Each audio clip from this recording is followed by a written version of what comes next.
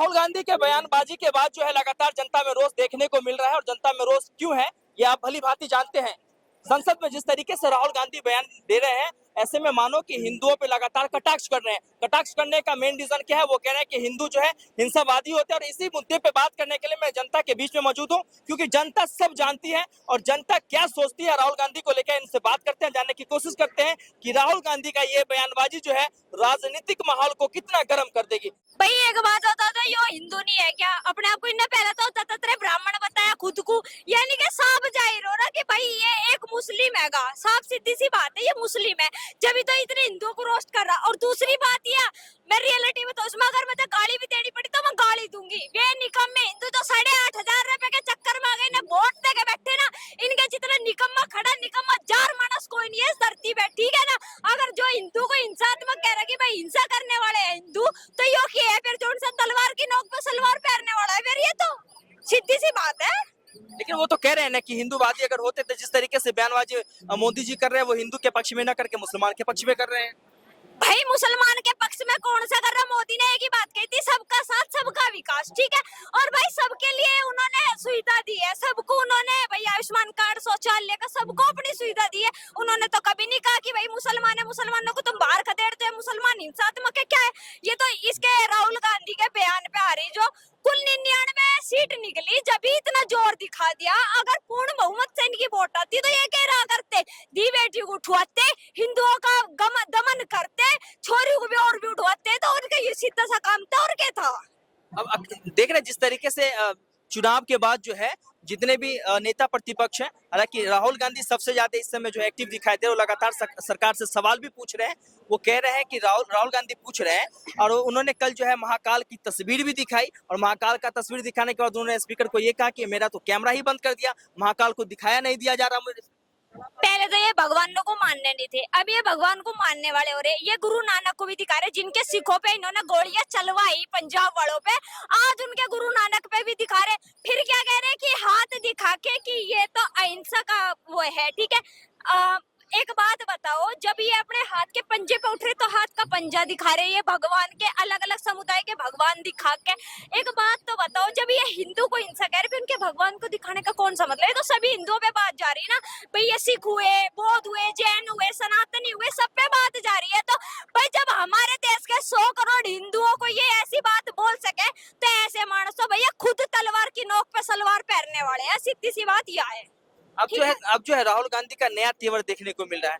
अब जो है लगातार जो है मोदी से सवाल पूछते हैं। वो कह रहे हैं कि बेरोजगारी पे मोदी जी बोल नहीं रहे हैं। तीसरे कार्यकाल में जो है बिल्कुल एकदम सन्नाटा सा छा गया है मोदी जी के ऊपर। भाई जब तुमने हिंदुओं के बारे में इतनी बड़ी बड़ी बात बोल दी, थारे जितना निकम्मा मानस तो धरती पे है भी नहीं। एक तो फिलिस्तीन के नारे लगा रहा, एक ये हिंदुओं को हिंसा का वो बता रहा। भाई एक बात तो बताओ, यू देश किसका है? हिंदुओं का ही तो है ना। आज जो हिंदुओं को हिंसा वाला बता रहा, निकम्मा तो इसके जितना कोई नहीं। और बात करी बेरोजगारी की, भाई रोजगार सब जगह है, हर किसी को सरकारी नौकरी दे देगा तो प्राइवेट कौन करेगा? इतने प्राइवेट सेक्टर है। और रही बात ये जितने भी काम हो रहे, भाई पुल बढ़ रहे, रोड बढ़ रहे, सारे काम हो रहे, तो भाई एक बात तो बताओ, ये रोबोट्स तो करने के लिए आ नहीं रहे, आदमी तो काम कर रहे होंगे। 10वीं पढ़ा लिखा नौकरी चाहिए सीजीएल की, सारे आवास योजना में घर ले लेकर बैठे इनके, उन्हीं के शौचालय में मुत्तल लग रहे, उन्हीं के आयुष्मान कार्ड से अपना जाकर इलाज करवा लग रहे, इन्हें सारी सुविधा दे लग रहा, फिर भी उसी थाली में खा के उसी में छेद कर रहे। और वो हिंदू हिजड़ा है, रियलिटी बताऊं, जोन सा अपने खिलाफ सुन के बैठा दिए, जोन से ने वोट गिरी ना 8,500 के लालच में आके।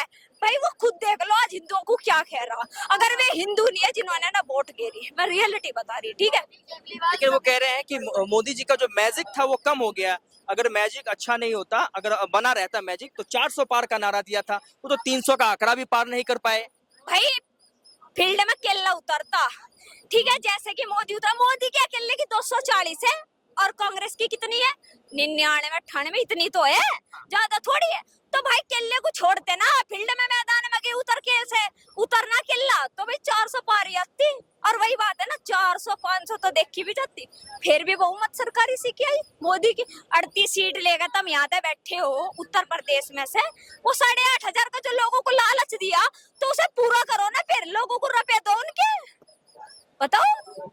अखिलेश यादव के एक सांसद है अयोध्या से, वो कह रहे हैं कि अयोध्या के राजा हमारे सांसद ही है। इस पे क्या जवाब देना चाहेंगे? भाई इसी अयोध्या वालों पे तो राम मंदिर वाले राम भक्तों पे तो इन्होंने गोली चलवाई थी। इब अयोध्या वालों ने 8,500 के लालच मांगे ना वोट दे दी। इनके जितना निकम्मा भी कोई नहीं। मैं सच्चाई बताऊं, जो ये अयोध्या वाले हैं क्या कह रहे, हमारा मुआवजा नहीं मिला हमको, भाई ना मुआवजा नहीं मिला और बिना मुआवजा लिए ना जमीन दे दी अपने उस मंदिर में। बेवकूफ मान रहे नहीं रोड़े।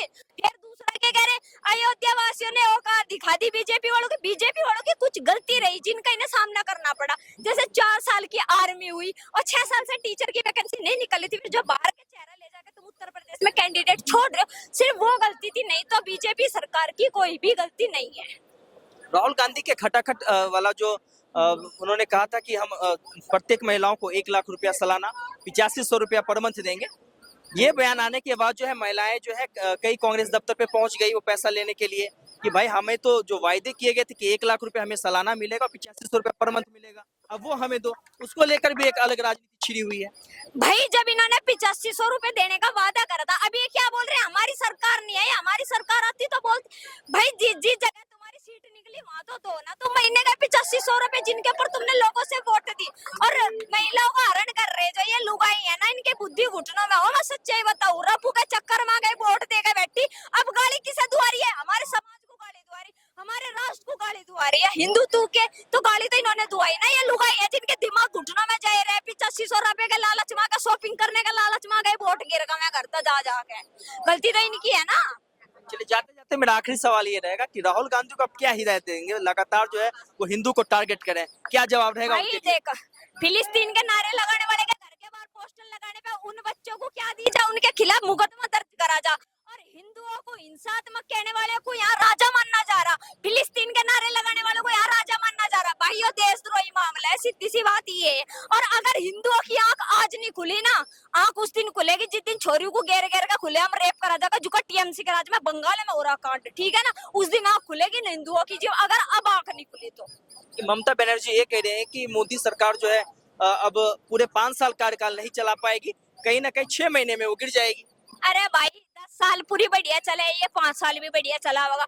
और जो हिंदुओं के खिलाफ बोलेगा, ठीक है, जो हिंदुओं को हिंसा का मामला लगेगा, भाई जूता ही उधर सिर पे हम मारेंगे, सीधी सी बात यह है, ठीक है। चलिए ये तमाम जनताओं की बातें हैं, जनता अपने तथ्यों को रख रही है और तमाम मुद्दों को आप क्या देखते हैं, किस तरीके से देखते हैं, अपनी प्रतिक्रिया जरूर दें। कैमरा पर्सन राजू श्रीवास्तव के साथ मैं संतोष गोंसा, भारत, दिल्ली।